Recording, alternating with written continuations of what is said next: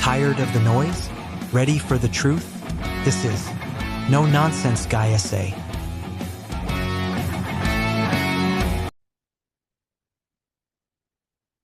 How's it, my peeps? Welcome back to the No Nonsense Guy SA, where we cut through the political noise and tell you exactly what's what. Today, we're talking about art, politics, and the absolute farce that is South Africa's government of national unity.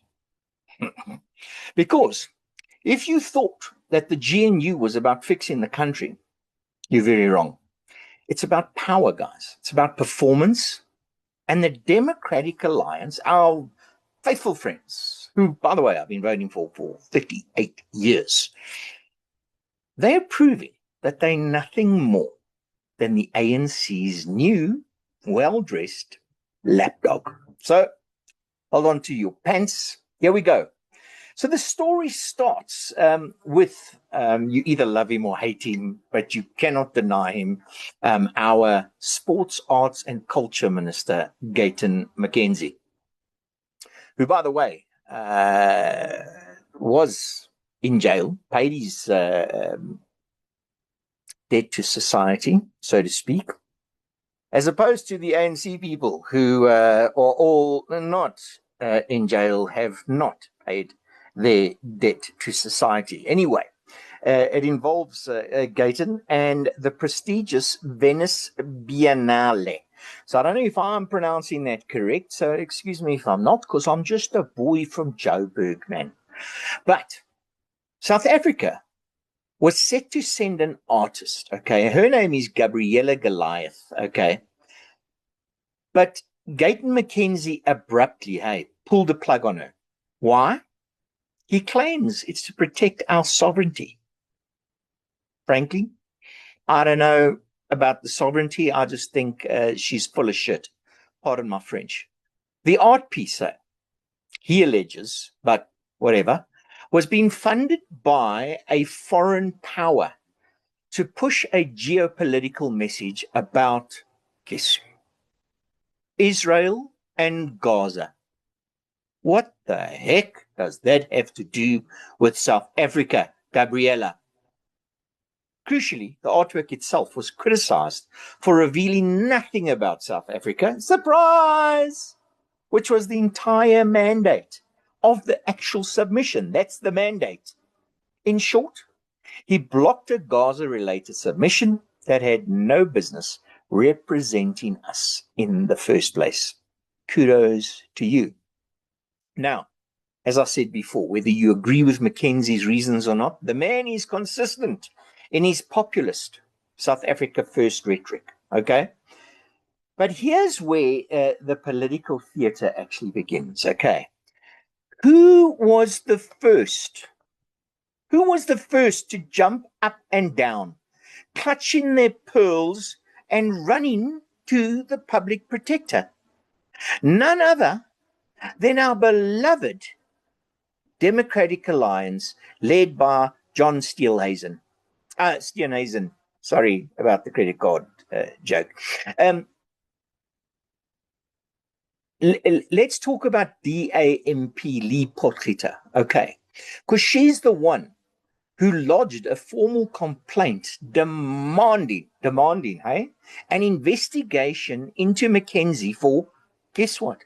Maladministration and abuse of power. DA, you guys have gone left and soft? Or is it something else? Anyway, the DA, they are furious that a lawful, independent selection process was overturned by Gayton McKenzie. Methinks you guys have totally missed the boat on this one. But hold on, let's be honest, okay? This isn't about the sanctity of the arts by a long shot, okay? This is about the DA playing a very specific yet very predictable role in the government of national unity. So the core issue is this.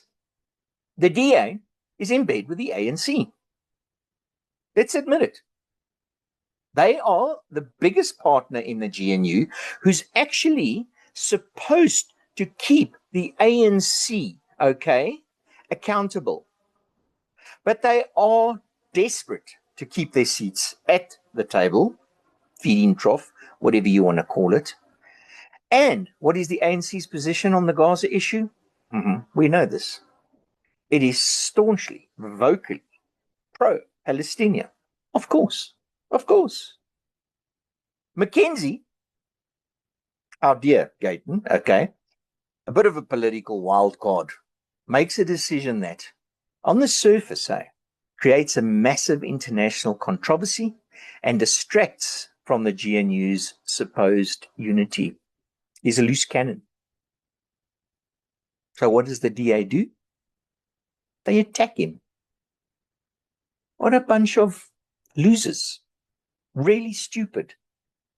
Useful idiots. The DA's attack on McKenzie is not an act of opposition. It's an act of subservience. It's a performance designed to show the ANC and the international community that they are willing to police the coalition's more controversial members. By attacking McKenzie, the DA is indirectly smoothing over a geopolitical headache for the ANC.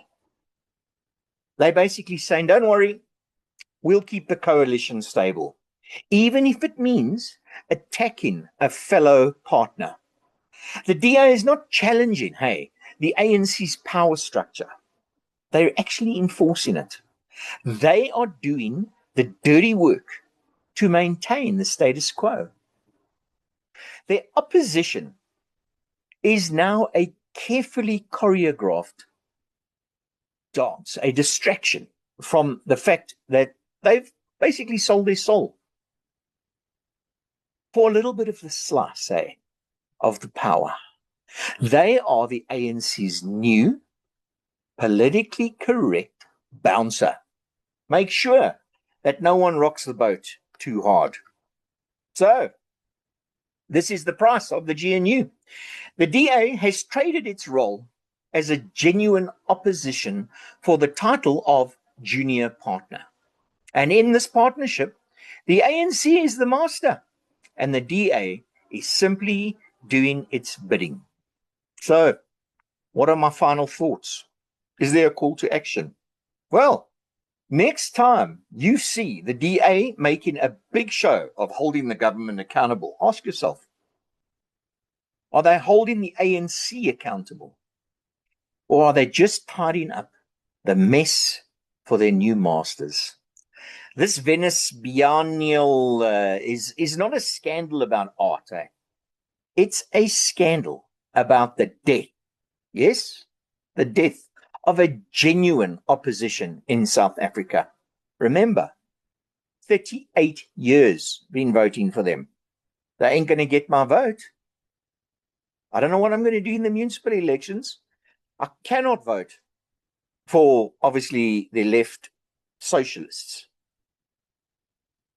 But I also almost cannot vote for the DA.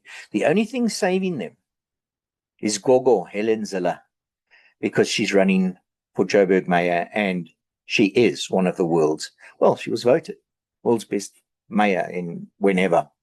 So, guys, that's the no-nonsense truth. Do me a favor, hit the like button, subscribe, and also let me know in the comments, is the DA the ANC's lapdog, or are they just playing the long game? Let's talk about it. While we're talking about it, I just want to thank my sponsor, Klimaat.